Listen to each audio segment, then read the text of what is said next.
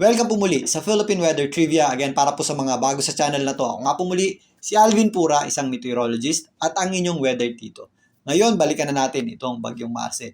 Kanina nga ang alas 3:40 ng hapon, ito pong Bagyong Marce ay officially naglandfall or tumama nga dyan sa northern tip ng Cagayan, dyan po sa may area ng Santa Ana, Cagayan, ayon sa Pag-asa. Sa kasalukuyan, binabaybay po nito ito pong Babuyan Channel at meron tayong inaasahang posible pang muling paglandfall nito dito naman sa bahagi ng Apari ngayong gabi hanggang mamayang madaling araw. Babaybayin po niyan ito pong Apari hanggang dito sa Ilocos Norte ngayong magdamag at maaaring mamayang madaling araw or bukas ng umaga yan po ay nandito na sa may West Philippine Sea. Kasabay po ng pagtawid ng Bagyong Marce dito sa itaas na bahagi ng Northern Luzon, patuloy po yang nagdudulot ng mapanganib na bugso ng hangin at malakas na mga pagulan dyan po sa general area na yan. Kaya again, doble ingat pa rin po tayo ngayong magdamag habang nananalasa at humahagupit po ang Bagyong Marce dito sa hilagang bahagi ng Northern Luzon at extreme Northern Luzon. Napanatili pa rin po ng Bagyong Marce ang mapanganib na lakas ng hangin na umabot sa halos 175 km per hour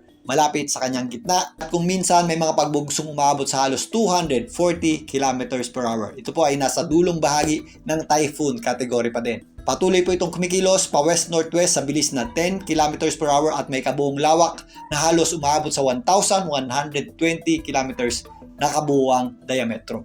So narito naman ang WRF model run na nagmula sa Weather Manila para sa posibleng dami ng pagulan ngayong magdamag. Kung mapapansin nyo dito, wala tayong significant na amount of rainfall o malawakang pagulan sa malaking bahagi ng ating bansa. Kasama po dyan ang malaking bahagi ng Luzon, Visayas at Mindanao, maging dito sa Metro Manila. Maliban lang kung meron tayong mga isolated o localized na mga pagulan o thunderstorms. Yung ating concentration ng malalakas na pagulan na maaaring idulot ng Bagyong Marce ay nandito po sa itaas na bahagi ng Northern Luzon. Pinapakita dito na posible pa rin tayong makaranas ng intense hanggang torrential rains o halos walang tigil na pagulan, particularly dito sa general area ng Cagayan, lalong-lalo na po ito pong areas ng Ilocos Norte at sumasabit din po dyan ang area ng Abra. Ganon din po ang ating posibleng mga pagulan dito po sa may area ng Babuyan Group of Islands. So ito po yung mga pagulan na maaaring idulot ng Bagyong Marce habang tumatawid dito sa itaas na bahagi ng ating bansa. Maliban dyan, meron din tayong mga posibleng pagulan sa natitirang bahagi ng Northern Luzon at posibleng scattered naman o kalat-kalat na pagulan sa malaking bahagi ng Central Luzon. So narito naman muli ang official forecast track ng Pag-asa para sa Bagyong Marce. Kasalukuyan nga nitong binabaybay, ito pong Babuyan Channels at base dito inaasahan natin itong patuloy na kumilos pakanluran o pa-westward patungo dito sa may West Philippine Sea. Maaring bukas ng madaling araw hanggang mamayang umaga, yan po ay nandito na, nakatungtong na sa may West Philippine Sea at maaring bukas ng gabi or hapon, yan po ay makalabas na ng ating Philippine Area of Responsibility. Sa kasalukuyan, ito pong ating kulay pula o yung ating at least typhoon force winds o mapanganib na bugso ng hangin ay kasalukuyan pa rin nakaka-apekto dito sa itaas na bahagi ng Northern Luzon at sumasabit pa rin dyan yung area ng Babuyan Group of Islands. Kaya mag-ingat pa rin po tayo sa mga posibleng epekto ng malalakas na bugso ng hangin na maaaring idulot nito pong Bagyong Marce habang tumatawid dito sa itaas na bahagi ng ating bansa. Ito namang kulay dilaw, yan po yung ating at least tropical storm winds. So depende po sa radius o lawak ng bagyo, habang mas lumalayo po tayo sa gitna ng bagyo, mas nababawasan din po yung lakas na hangin na dulot nito at depende rin po yan sa lokasyon nyo. Usually mas malalakas din po ang bugso ng hangin if nasa high elevation o matataas na area po ang lugar nyo. Maliban dyan, nakakadagdag din o nakakatulong din sa pagbuo ng mga kaulapan at mga pagulan ang pagtama ng hangin sa mga kabundukan.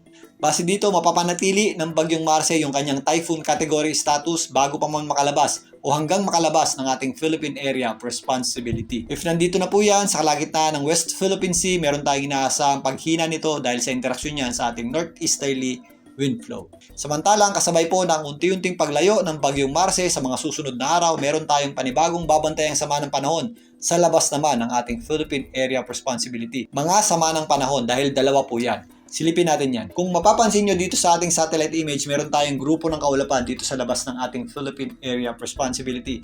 Yan po ay posibleng makapasok sa ating PAR at mag-develop in the next few days. Maaaring yan po ay lumakas as a low pressure area or pwede rin po yung makarating sa ating bansa as a tropical wave o mga pag-ulan lamang. Pero again, generally, low pressure system po ito at hindi natin inaalis ang possibility na yan po ay mag-develop o maging isang ganap na bagyo. Sa ngayon, disorganized pa po ito at malayo pa, so marami pa pong posibleng magbago sa kanyang direksyon at lakas. Maliban dito, meron din po tayong grupo ng kaulapan dito sa mas malayong bahagi ng ating bansa. In the next few days, kikilos po ito pa northwestward, papalapit sa ating boundary line at hindi rin po natin inaalis ang possibility na yan po ay magkaroon ng organization o mag-develop. Again, ito pong mga ito ay grupo ng kaulapan pa lamang at wala pa pong definite na lakas at direksyon. Pero dahil aktibo nga ito pong Western Pacific Region, babantayan natin ito pong dalawang grupo ng kaulapan ito sa mga susunod na araw. Mas talakayin pa natin yan sa susunod, pero sa ngayon mag-focus muna tayo dito sa bagyong Marce na kasalukuyang nagdadala ng mapanganib na bugso ng hangin